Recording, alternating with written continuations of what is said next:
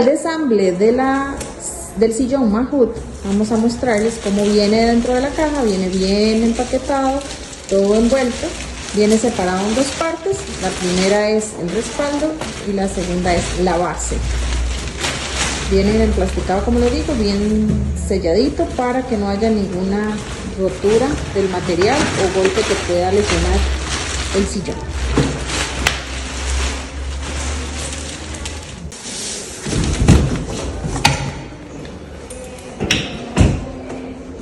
Algo muy importante es que por debajo vienen sus accesorios, que es los controles y la alimentación eléctrica.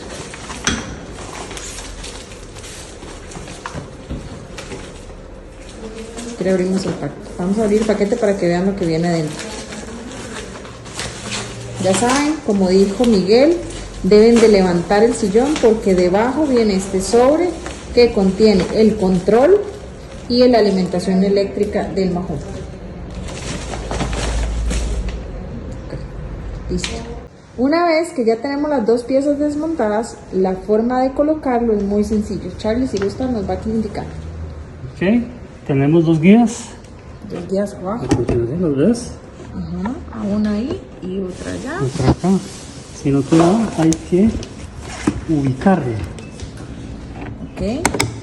¿Vio? Ahí engancha. Aquí está Voy a enganchado. tomar el otro lado. Y Y ahí engancho el otro lado. ajá, Y listo. Ya los dos están. ahí está. Excelente. Y con eso queda funcionando ya completamente el Mahout. Ahora, la parte eléctrica, ¿cómo la instalan? La parte del control.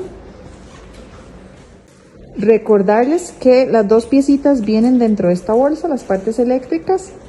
Acá contamos con un manual, con el manual de usuario para que donde puedan encontrar cualquier información de armado, desarmado, cuidados del Mahout, están dentro de este manual, todo graficado y sencillo de entender.